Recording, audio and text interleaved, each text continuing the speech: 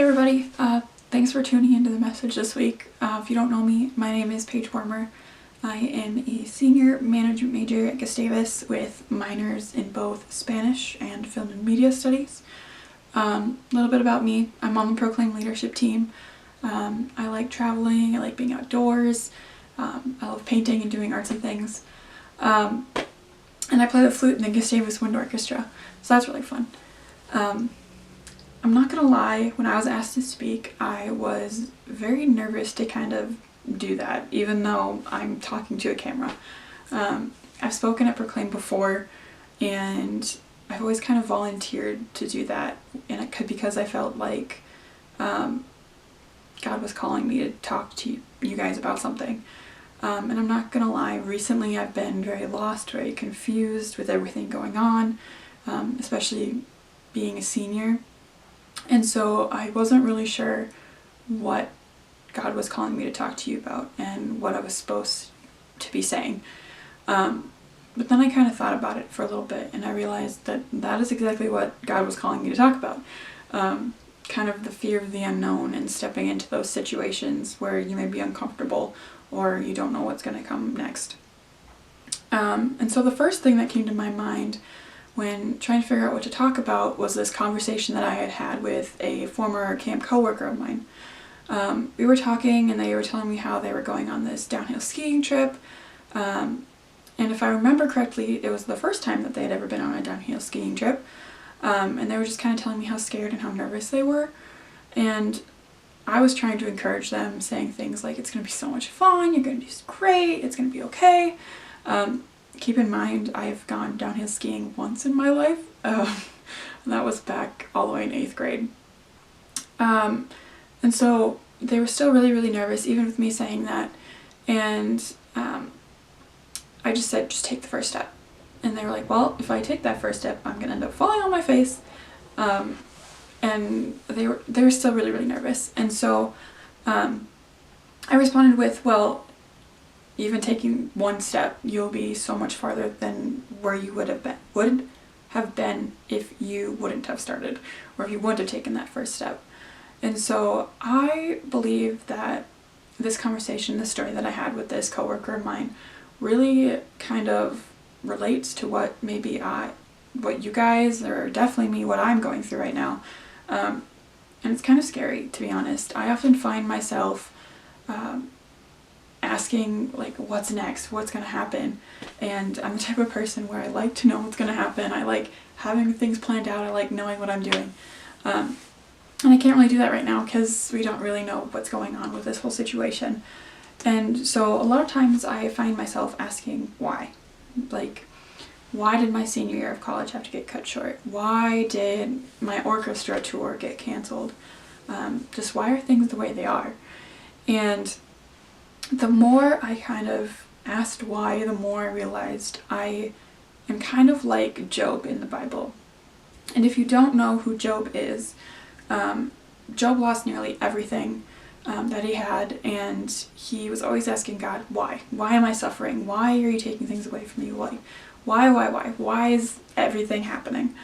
And for the longest time, Job just kind of received silence from God, and truthfully, God didn't really answer Job. He never told him why. Instead, God opened Job's eyes and gave him a deeper understanding of who he was and what his plan was for him. And so Job was kind of forced to walk by faith and not by sight.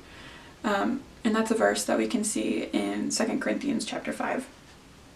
And I just think it's super, super cool.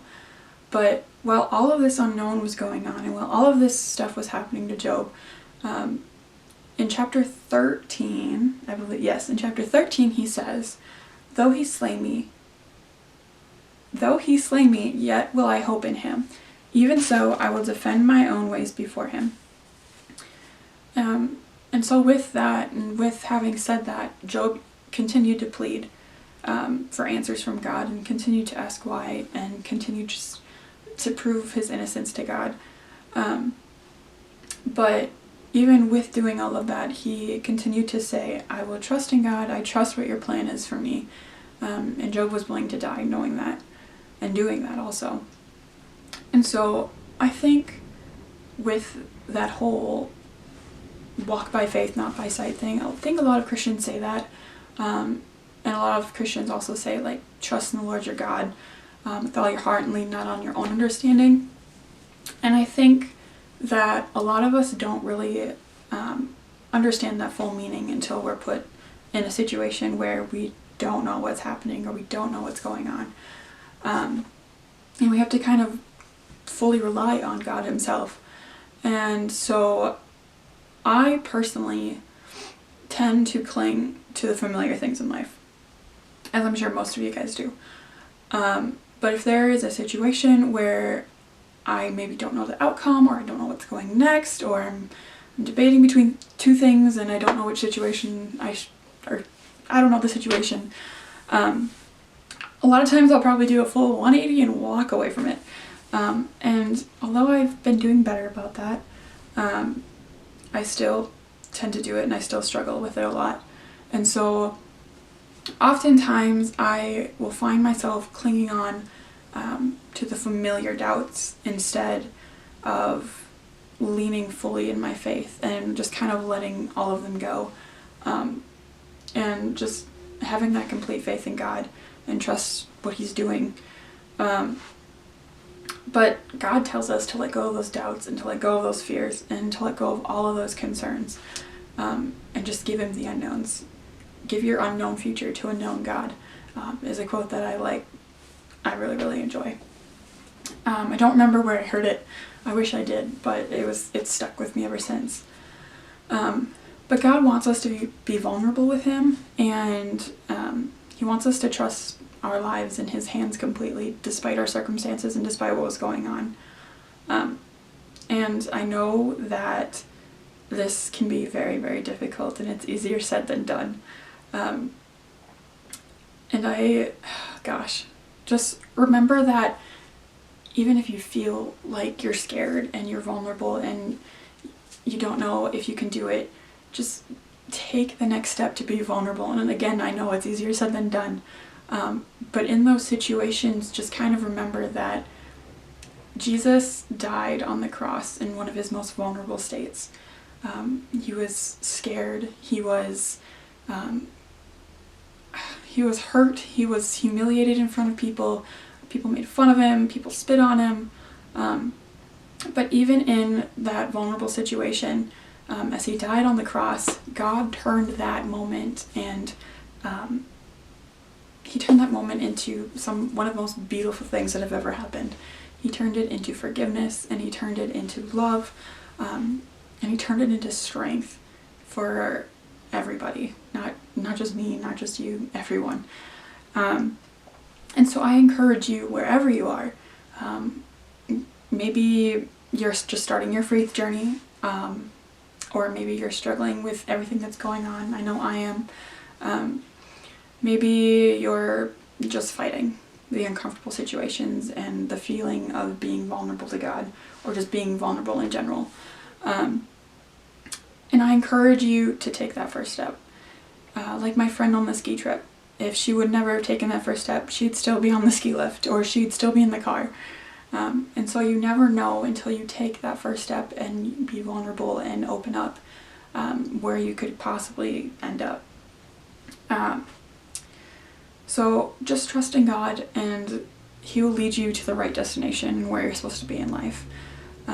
Because that fear and that doubt of the unknown can keep you from discovering what God has planned for you.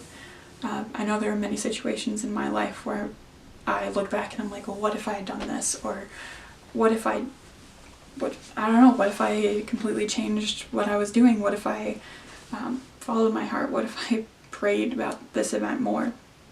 But unless you do that, and unless you show you're vulnerable and you talk to God, you never know where you'll end up. So I encourage you to take that step, and despite everything going on, know that God's got you. God, he's got your whole world in his hands, and he loves you so incredibly much. And so I have a couple of challenges for you guys. My first challenge is, think of a situation maybe where you're scared to take that first step, or take the next step, and pray about it with God. Tell him you're scared, tell him you're nervous, be open, be vulnerable with him. because you never know where He may take that. And if you're just straight out don't know, tell Him that too. Even if you don't tell Him, God knows what's on your heart and what's on your mind.